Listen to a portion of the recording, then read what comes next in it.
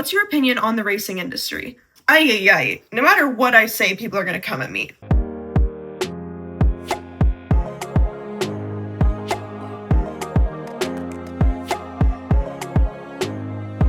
Hey guys, welcome back to part 2 of the 10,000 subscriber Q&A. If you haven't already seen part 1, you should check it out up here. I will also link it in the description, where I answer all of your questions about me, my animals, my life, my past, my riding journey, all of those things. Here in part 2, I'm going to be answering all of your welfare, discipline, and training related questions, because part 1 was already 30 minutes long, and I already knew that no one was going to sit through all of that. So for those of you that only want to hear the answers to, the more educational questions, that is what we are here to do today. Yes, I wrote them down with pen and paper like an old lady. I like things being on paper. Anyways, we have a lot of questions here to get through, and some of them are probably going to cause me to ramble, so let's just go ahead and get right into it before my voice starts to rasp too much. What are your thoughts on the equestrian part of pentathlon? How do you feel about it being discontinued? So I had no attachment to that sport, event, whatever you want to call it. I didn't even know it was a thing until the big scandal that we had a couple of years ago with that one rider in the Olympics. I forget her name. I'm not sure I ever knew it, to be honest. Don't really care to. I don't think people like that belong in this sport, and I don't think that they belong in any sort of job or hobby that involves animals. I think it was horrific. My understanding of the sport being that, you're given a random horse, I don't like that. I don't think that's fair to the rider or to the horse. It's confusing to the horse because it's a person they don't know and they just automatically have to trust them. I don't really understand the point of it, to be quite honest. And I think that just, random horse and rider paired together, I think it's just asking for disaster, to be quite frank. So I am completely fine with it being banned. I have no attachment to it. I don't think there's any need for it to be there. Totally happy for it to be gone. What's your opinion on the racing industry? Ay. No matter what I say, people are going to come at me. So the racing industry is something that I need to dig deeper into. It's something that I need to do more research into.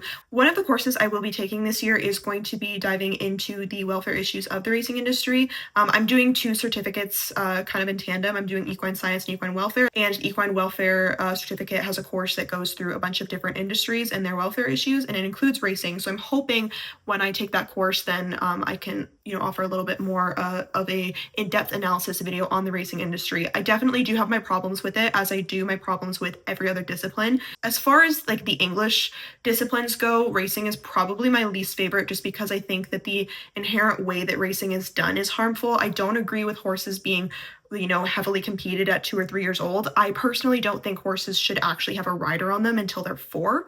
That's my personal opinion based off of, the science that we have.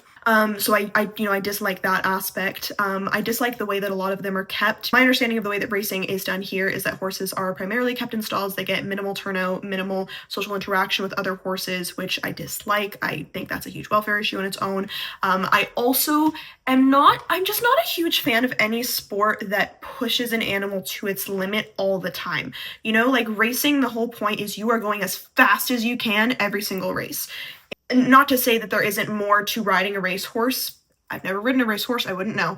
But I mean, the point being that you're trying to win a race, I think that's part of, I think the fact that the aim is to push the horse to the limit in order to win is probably why we see so many accidents. In general, I'm not a huge fan of the racing industry, but again, I don't feel like I've educated myself enough on it to be like, oh my god, it's all bad or it's all good. I think there are definitely people who are better to their horses than others. Just like in any other discipline, there are problems in every single discipline. Not a huge fan of the racing industry, but I'm not going to completely condemn it yet, especially not before I do the research required. I think that there are probably ways to race horses ethically, but I don't think that it's being done en masse right now. What do you think about big cross-country jumps that can't fall down? I hate them. I really don't like them. I don't think that we should be jumping our horses over anything that doesn't fall down, unless it's like, I don't know, a hay bale, maybe, something like that. But I don't like that the jumps can't fall down. I think that that's an accident waiting to happen. I think it's unnecessarily dangerous for both horse and rider. I'm not against cross country, by the way, but I don't like that the jumps don't fall down. I find that makes me very uneasy. And I also feel like in recent years, the jumps are getting bigger, the jumps are getting crazier, and they're getting unnecessarily dangerous. But there are some cross-country jumps that just straight up should not exist, to be completely honest. Anything that your horse's leg is potentially hitting, I think, needs to have the ability to fall. Otherwise, it's just unnecessarily dangerous to both you and your horse. And I really hate the massive ones that don't fall down. I think that's just incredibly dangerous. And some of them are just designed horribly and they just don't need to exist. What rights do animals have? From where are these rights derived? How much authority ought government have in the treatment of privately owned animals? What's your general philosophy? Okay, a lot of questions there, a lot of little things. So number one, what rights do animals have? Depends on, are you talking philosophically or are you talking legally? Or just generally in the general perception? Because general perception, at least in the Western world, and this is going to vary country to country. But for the most part, welfare experts operate under the 5 freedoms framework. Now, I'm going to see if I can remember these. I probably have it written down somewhere because one of my courses was just talking about it. This one has it. I remember the bare bones of it, but I want to read you some details, so we're going to read it off of here. So the 5 freedoms framework for animal welfare, we use this a lot in equine welfare, but it was originally designed for just farm animals in general, and most welfare experts apply this to all animals, whether they are livestock or companion animals or work animals. So number 1, freedom from thirst, hunger, and malnutrition. So that doesn't just mean feed your animal enough food to survive. It means feed them the proper food. It means make sure they're having proper nutrition. They're getting all of the right amounts of the minerals and the vitamins that they need to be optimally healthy. Number 2, freedom from physical and thermal discomfort. So, this can cover a lot of things, making sure that they are properly blanketed or not blanketed or clipped or not clipped, whether or not they need that or they don't, making sure you're not asking them to, stand in uncomfortable positions for too long, making sure that, you're keeping up to date with their feet so that they're not uncomfortable for that kind of thing. Number 3, freedom from pain, injury, and disease. Pretty cut and dry here. Don't hurt your animal. If they're in pain, do everything you can to relieve it. Make sure they're getting proper veterinary care. Do the preventative, care that you need to do to keep your horse from getting sick, whether that's vaccines, proper biosecurity protocol, all of those things. Number 4, freedom to express patterns of normal behavior. So this can mean, not trying to suppress certain natural behaviors, letting your animal be social with other animals if that is what is correct for their species. Obviously, for some animals like hamsters, you should keep them alone. Guinea pigs, they need to be with buddies. To be able to properly express their natural behaviors and their social behaviors, you need to allow those animals that require that social interaction to be able to have it and allow them to express those natural behaviors, trying to suppress certain behaviors, like for example, dogs. Sometimes, you do something that makes your dog uncomfortable and they growl. People immediately, they try to scold their dog, tell them not to growl because they think it's an aggressive behavior. Growling can be aggressive, but it is not always aggressive. For example, my dog, he loves snuggles. He loves people getting in his face. He loves love. He loves being held. But every once in a while, like maybe twice a month, if he's, lying on the bed or the couch and somebody goes in to scratch him or give him a kiss on the head, he'll let out a little growl. And that's not him being aggressive. That's just him stating his boundary of saying, hey, no, I don't want you in my face right now. Most of the time when he growls, it's actually because he hears someone say the words, I have to go. I'll be back later. I'll see you soon. He knows that those things mean that you're going to leave. So if you say those things, he'll growl at you. But that would be an example. If I were to scold him or punish him in those moments for expressing those natural behaviors, that would not be ethical. And number 5, freedom from fear and distress. Pretty cut and dry. Don't try to scare them on purpose. Do everything you can to try to prevent them from being scared. That doesn't mean don't do desensitizing work. In fact, it means that you should do desensitization, because doing desensitization in a controlled environment, while that may make them uncomfortable or nervous, in the long run, it's going to help them out, because then they won't be totally scared of it when something is brought up, like, I don't know, a flapping tarp or a car or something like that, in a situation where they're not comfortable and they don't feel safe. This also leads into, how you train your animal. We talked about freedom from pain and injury along with the freedom from fear and distress. Are you using methods in your training that cause fear, distress, or pain? Are you beating your horse? Are you unnecessarily scaring them? That would also be something that you would have to reevaluate under this framework. So a lot of welfare experts, they utilize this framework as those are the bare bones basic rights of any animal. Now, I don't know if, global animal protection laws align with this. I'm pretty sure in most places they probably don't. And even if they do, because I know where I live, obviously it's illegal to, starve a horse or anything like that. But even when those things happen, law enforcement has very little ability to really do anything about it because of the animal protection laws that are in place. And that's going to vary place to place. And in general, our animal protection laws do just need to improve.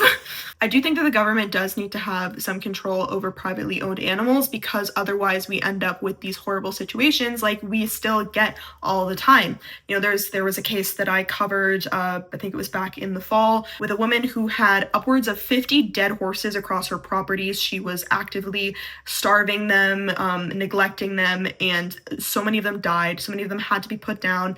So many of them just in truly horrible condition.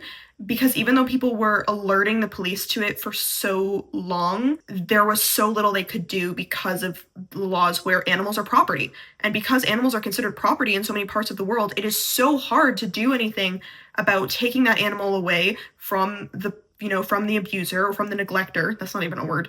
And so I think that there does need to be some control over that, especially in situations with privately owned exotic animals. I don't think people should be allowed to own tigers and zebras. I don't. The fact that there are more tigers in the US owned privately by random ass people than there are in the wild, that is astonishing. That should be astonishing to you. It should be astonishing to anybody, and it should be a really freaking big wake-up call. So I do think that the government does need to have some control over that. In general, I think our animal welfare laws and animal rights laws all over the world just need to be improved, or at the very least, North America needs to catch up with Europe. What is your preferred way of going about a horse that bites out of bad habit? Okay, so keep in mind, I'm not a professional trainer, okay? I'm an equine science student, so take everything I say with a grain of salt. How I would go about it depends on the horse and depends on why they're biting. I think the most important thing to determine first is, why is your horse biting? I find that a lot of the time it's an underlying health issue that's either causing pain or discomfort, and so I think if you're regularly dealing with a horse biting, particularly if it's biting under the same circumstances, like whether that's doing up the girth or you brushing a certain spot or something like that, get a vet out. Do an overall check. A lot of horses that bite have ulcers and they just hide them really well, and they're trying to tell you that they're in pain. I find that something like 80% of the time you have a horse that bites, if you solve the underlying issue of pain or discomfort, the biting will just go away. Now, obviously, there are horses that do just develop it as a habit. For example, like with the horse that bites when you do up the girth. A horse might anticipate that pain as you go to reach for the girth, and so they might reach back to bite you. Now, in that situation, because there's some horses that just are also sensitive to the girth, even if they don't have ulcers, what I like to do is, I pick up the girth and I literally touch it to the underside of their stomach, and I watch them so that their face, so that I can watch their expressions. And I'm telling them, good girl, good boy. As it touches them, I'm going to scratch them by their withers, and then I'm going to move it up so it's touching the side and maybe rub it back and forth a little bit. Tell them good boy, good girl, give them a scratch. Get it done up on the loosest hole possible, and big praise, good girl, good boy, treats, treats, treats, and do the same thing as you're tightening it, so you can try to instill that positive feeling, that positive experience with it. Now, of course, that's one scenario. How are you going to go about it in a different scenario? Kind of depends. Now, when it comes to biting, I don't like smacking for it, because honestly, I don't find it does anything. In addition to the fact that, of course, I don't agree with hitting horses because it causes pain. Now, that being said, if a horse is in the moment is going to bite me, I have no problem putting up my elbow, putting up my hand for them to knock into that. If I turn and I see a mouth open going in my direction, regardless of what animal it belongs to, I will smack that away. I will. If I can avoid it, I won't. But if it's a matter of my horse getting smacked in the face or me losing my nose, somebody's going to get smacked in the face. That's my position on it. I always tell people, I will tell them straight to their face, in 99% of circumstances, if you were to hit my horse, I would break my pacifist vows. I would end you. However, if your safety is in question, if your safety is at risk, you do whatever the hell you have to do to get out of the situation. At the end of the day, we have to protect ourselves and we have to protect our safety. Now, for some horses, that might end up deterring them in those moments.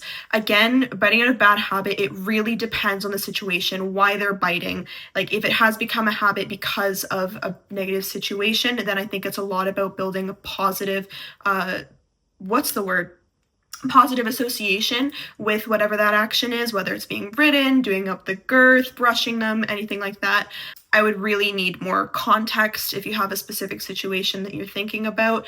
I think that personally, I find biting a lot of the time comes from a horse who has an underlying health issue or a horse who is used to their subtle signs being ignored. Sometimes horses, they communicate with us in very subtle ways, and some people, they ignore them or they don't notice them, and so then the horse escalates. I find that happens a lot as well, and so then I find it's a lot of it matters about trying to keep track of when is the horse trying to bite you, because if it's happening in similar situations, then maybe you have to see, okay, well, like, what is it potentially that they're trying to tell me? Because a horse isn't just going to bite for no reason, right? They're usually trying to tell you something.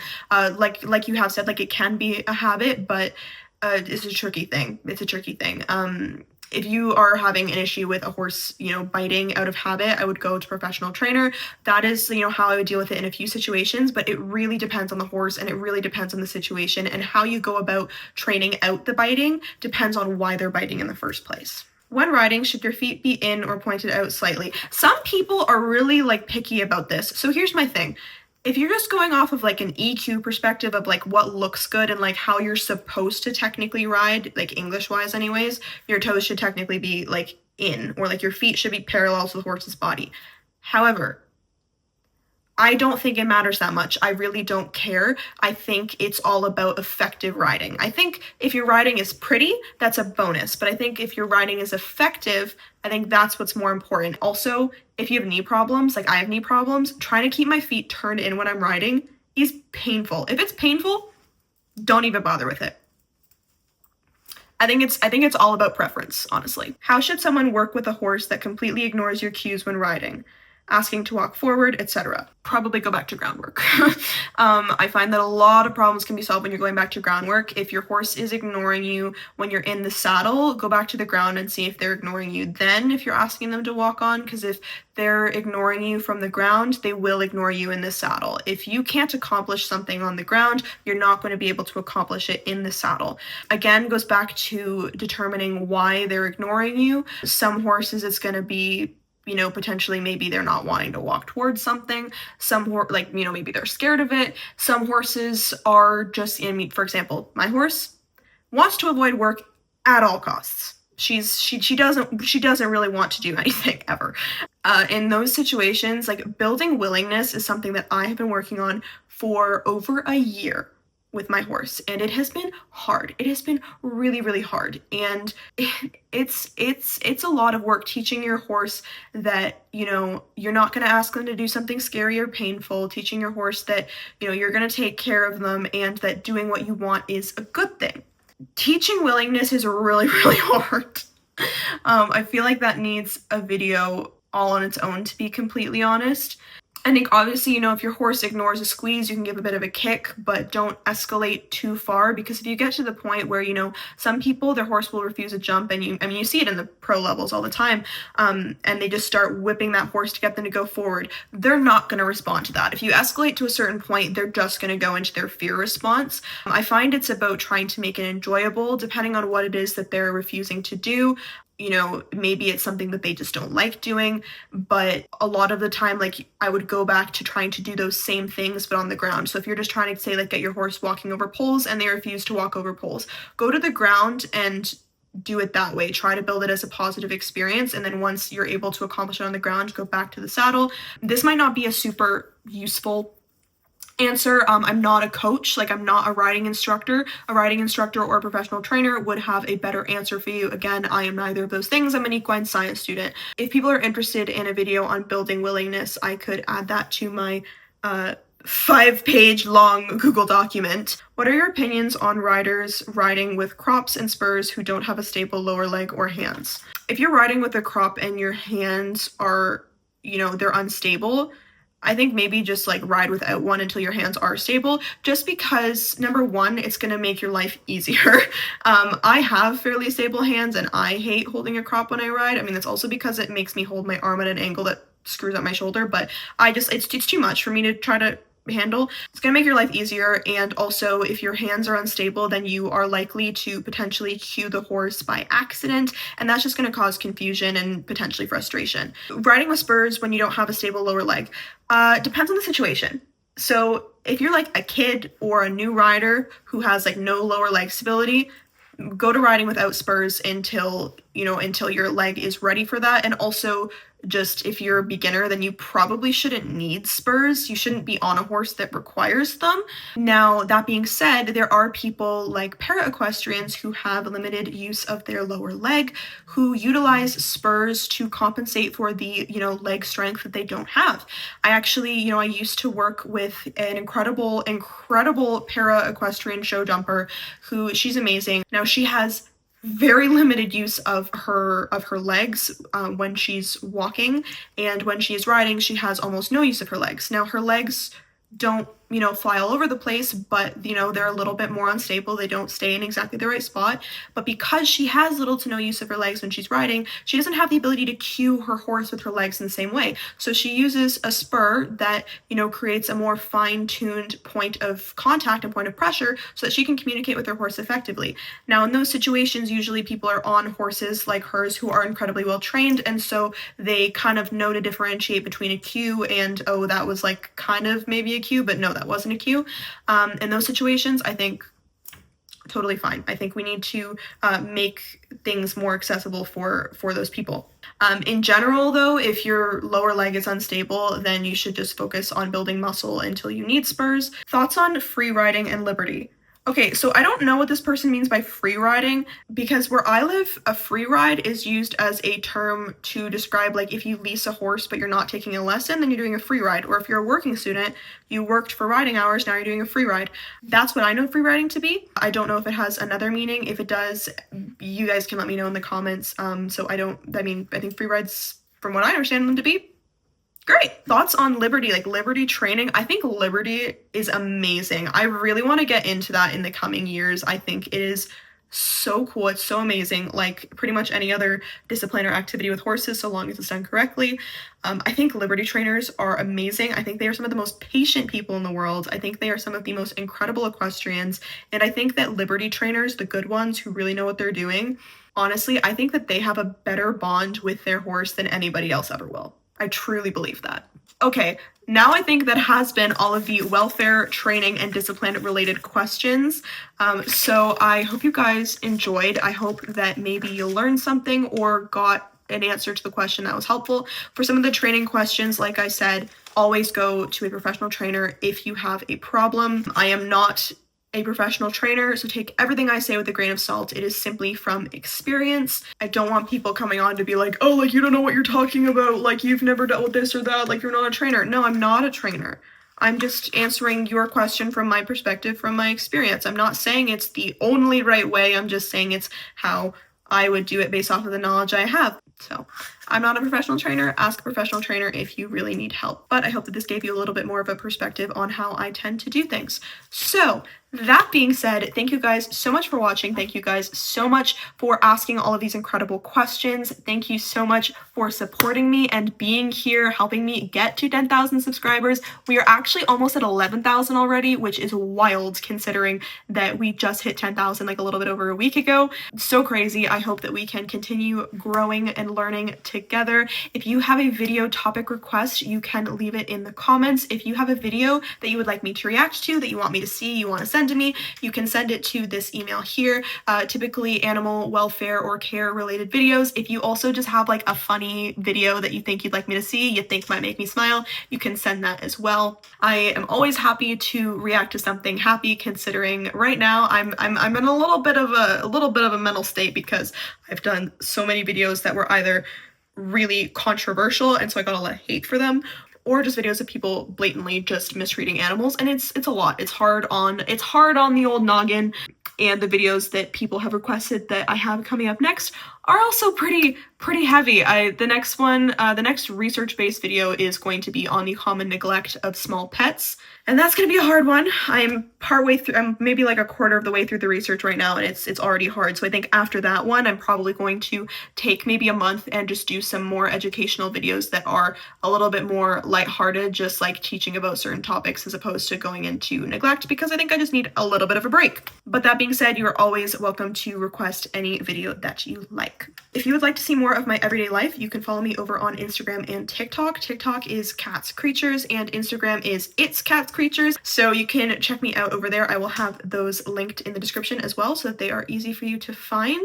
All right, that was a nice ramble. I think that's all. My brain is starting to I'm starting to get really fumbly with my words. My brain is getting really foggy. So I will see all of you lovely critical thinkers in the next video.